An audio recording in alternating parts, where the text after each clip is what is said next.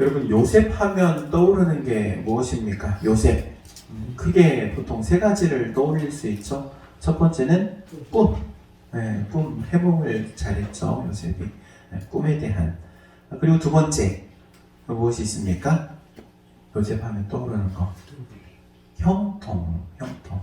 오늘 본문에서 계속해서 반복하는 단어가 형통이잖아요. 요셉을 가리켜서 형통한 자다 이렇게 소개하고 있어요. 형통. 그리고 세 번째는 청지기입니다. 청지기. 우리가 기독교에 있어서 청지기를 배울 때에는 반드시 요셉에 대해서 배우게 되어 있습니다. 어찌되었든 요셉 하면 이렇게 크게 세 가지를 떠오르게 되죠. 꿈, 형통, 청지기. 저는 22살 때 성경을 읽어가면서 오늘 이 말씀이 제 마음에 탁 와닿았어요.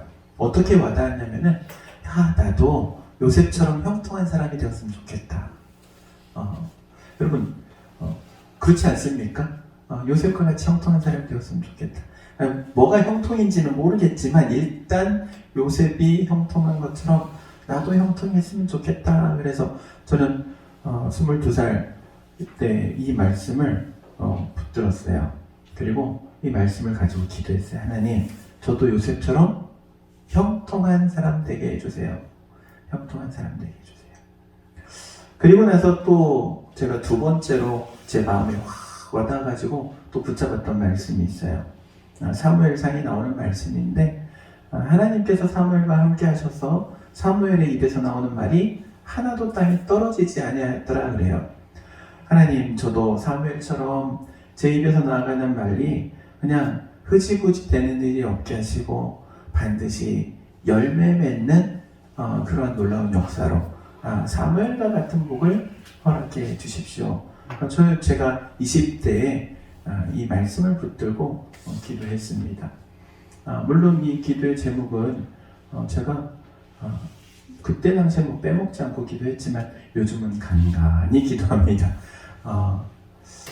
하나님께서 저를 통하여서 또 저희 가정을 통하여서도 이루시고자 하는 분명한 일이 있을 줄로 믿기에 또 이루어 가고 있는 과정이라고 생각하고 있기에 이 말씀을 붙들고 기도하죠. 여러분, 그런데 이 두 가지 말씀에 공통점이 있어요. 두 가지 공통점.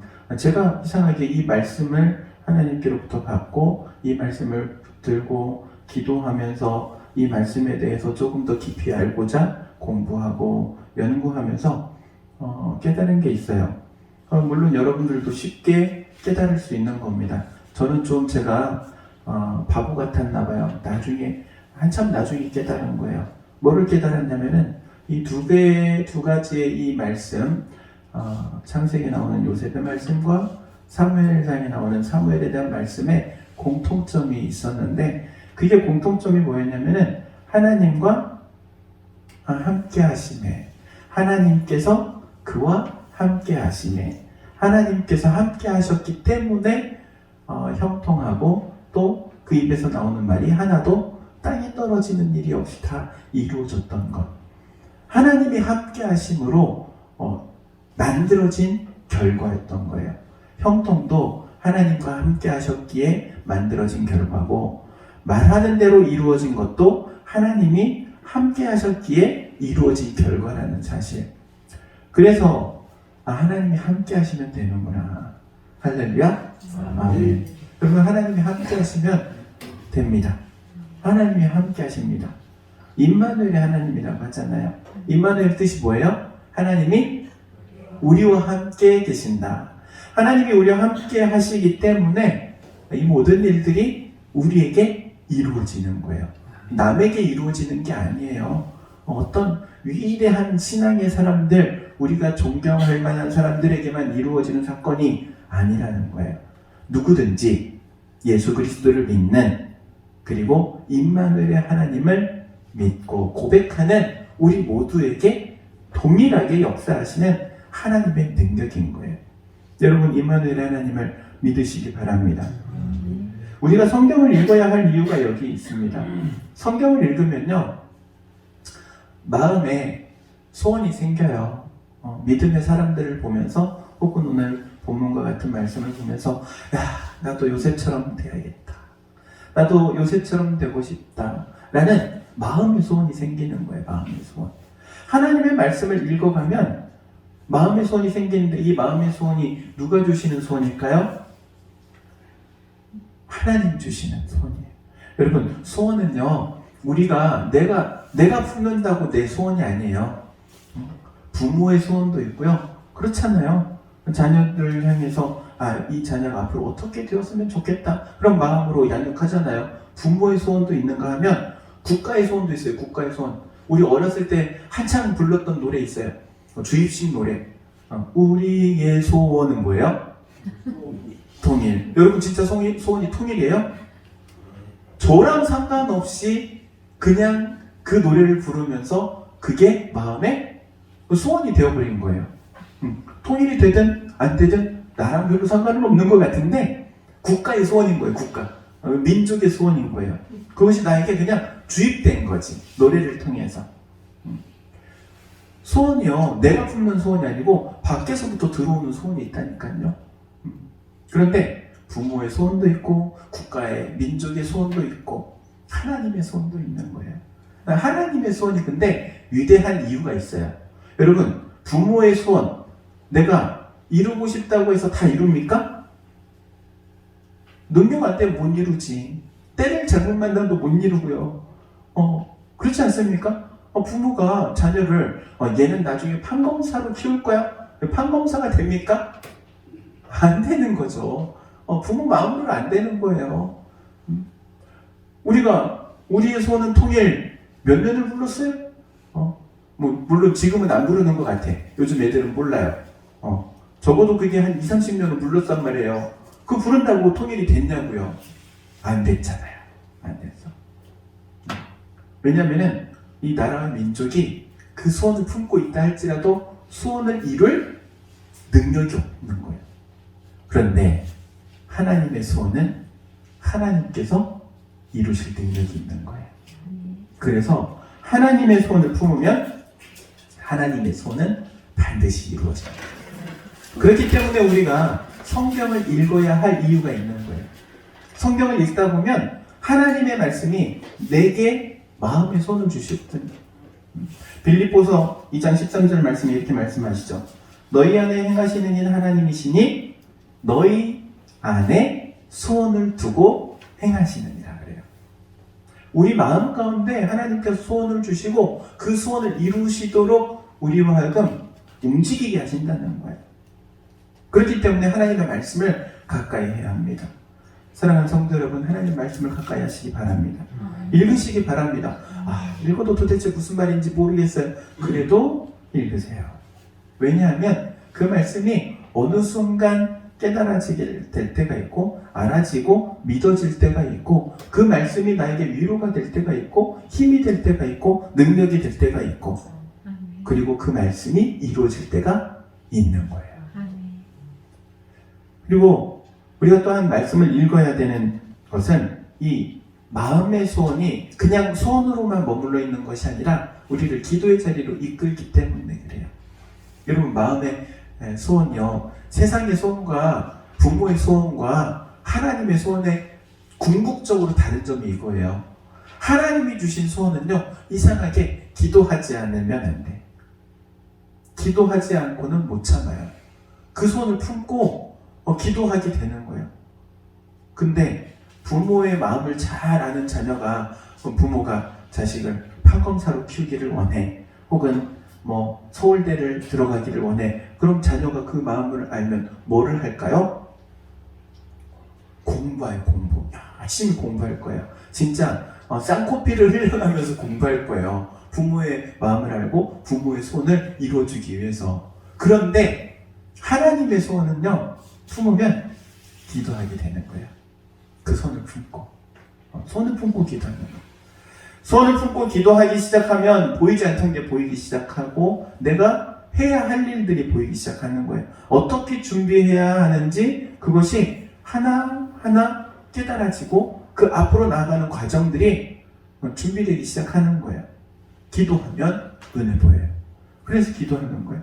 말씀을 붙잡고 기도하라라는 말이 바로 이러한 의미가 있는 거예요. 그렇게 기도하면 결국에 어떻게 돼요?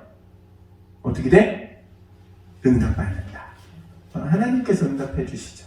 구하라, 찾으라, 두드리라 말씀하시잖아요. 내 입을 크게 열라 내가 채우리라 말씀하시잖아요. 그 말씀이 의미하는 것이 무엇입니까? 기도하면 이루어 주신다는 거예요. 그런데 그냥 기도가 아니에요. 어떤 기도예요? 하나님께서 우리에게 말씀을 통해 주신 마음의 손을 품고 기도하는 자에게 하나님께서 그대로 이루어 주시는 거예요.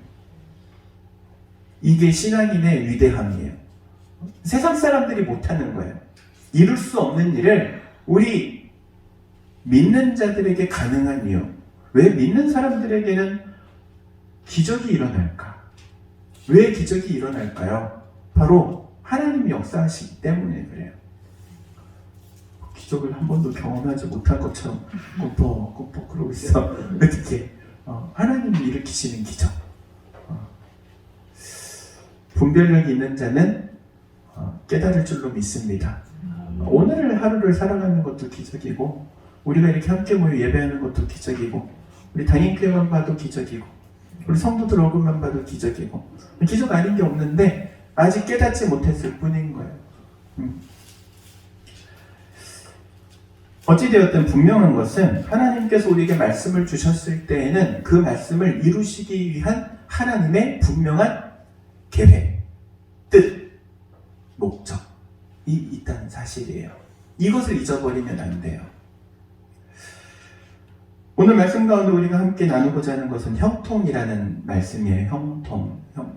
형통이라는 말은 이 세상적인 단어로 고친다면 이렇게 말할 수 있겠어요. 성공하는 거예요.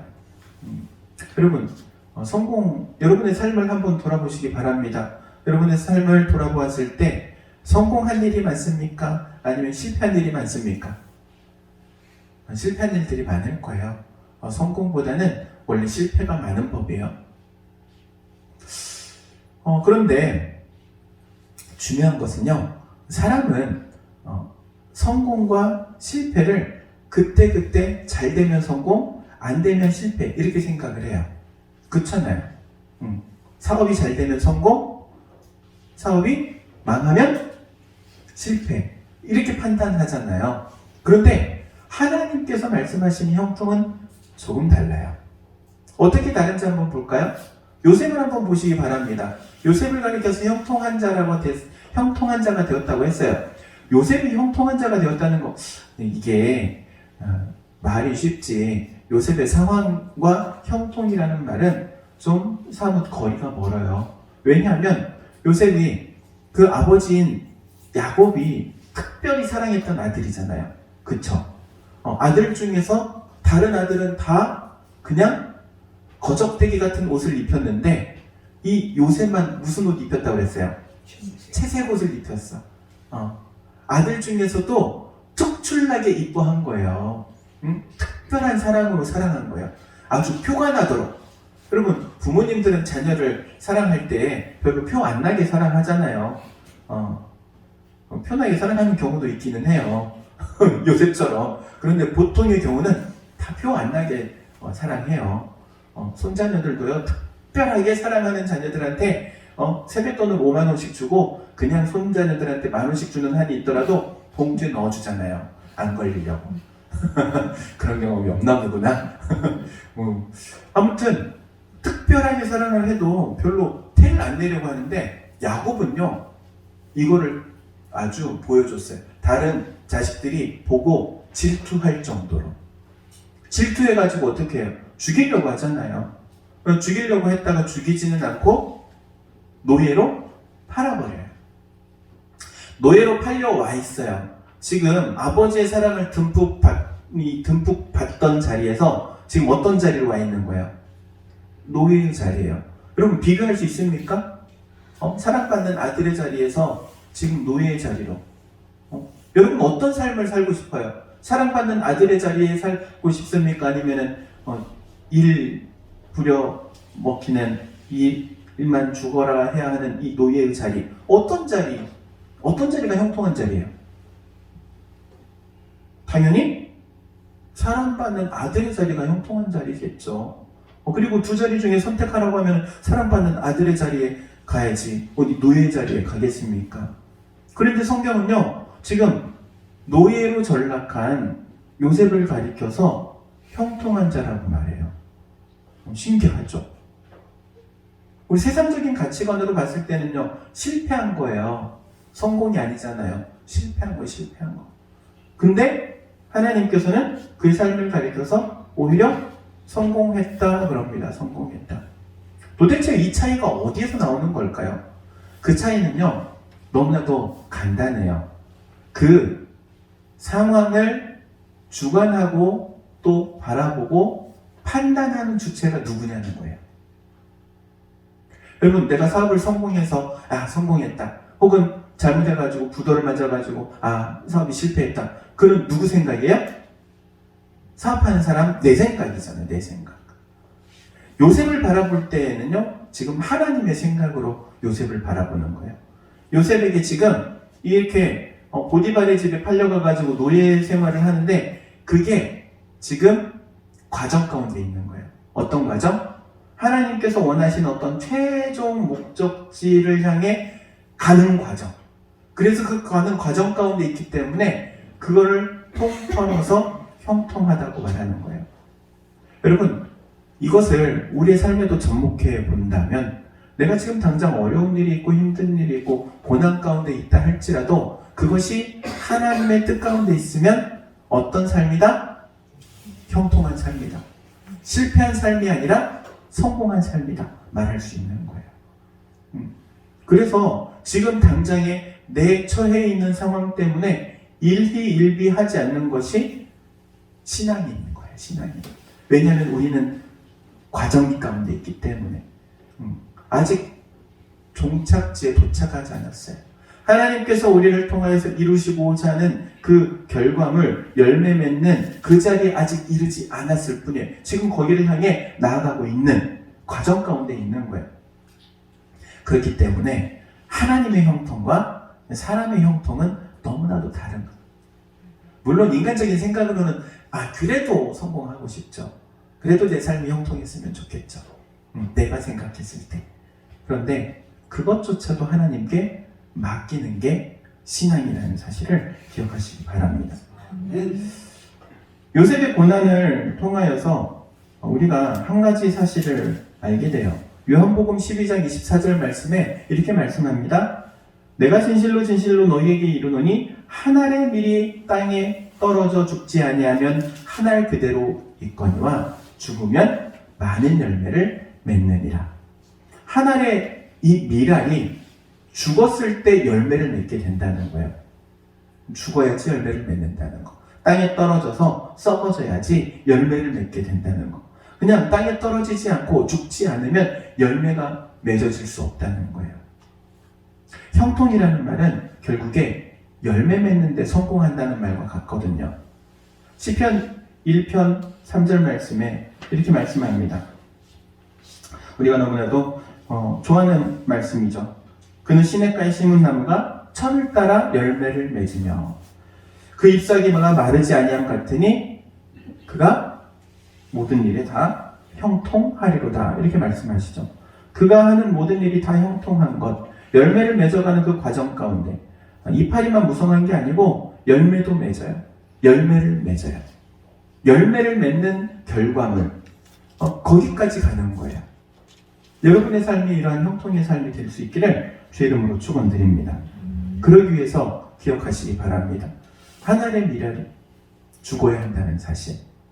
요셉이라는 한 사람이 지금 노예로 팔려옵니다.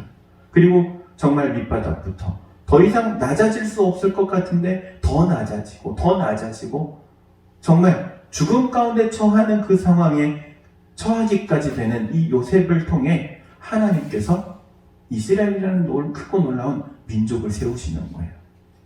뿐만 아니라 애굽 땅과 그리고 주변에 있는 모든 사람들의 생명을 살리는 역사를 일으킵니다. 여러분, 여러분의 삶이 형통하기를 주의 이름으로 축원드립니다. 그리고 그 형통을 위해서 기억하시기 바랍니다. 하나님께서 원하시는 열매를 맺기까지 내가 그 과정 가운데 가고 있다면 나는 형통한 사람이다. 고백하시기 바랍니다. 나는 형통한 사람이다. 하나님께서 열매 맺게 하신 그 자리까지 갈 거기 때문에 나는 형통한 사람이다. 기도하도록 하겠습니다. 사랑과 은혜가 충만하신 하나님, 은혜를 구합니다. 귀한 시간 주께서 말씀을 함께 나누게 하셨사온데 이 말씀이 우리의 마음 가운데 온전히 심겨지고 새겨지며 말씀을 붙들고 또한 요셉과 같이 형통의 자리로 나아갈 수 있는 우리가 되게 하옵소서. 저희 삶 가운데 하나님 임마누엘로 함께하여 주셔서 저희를 통하여 이루시고자 하고 또한 맺게 하실 열매를 바라보며 나아가오니 우리의 이 믿음이 흔들리지 않도록 붙들어 주옵소서. 예수님의 이름으로 기도하옵나이다. 아멘.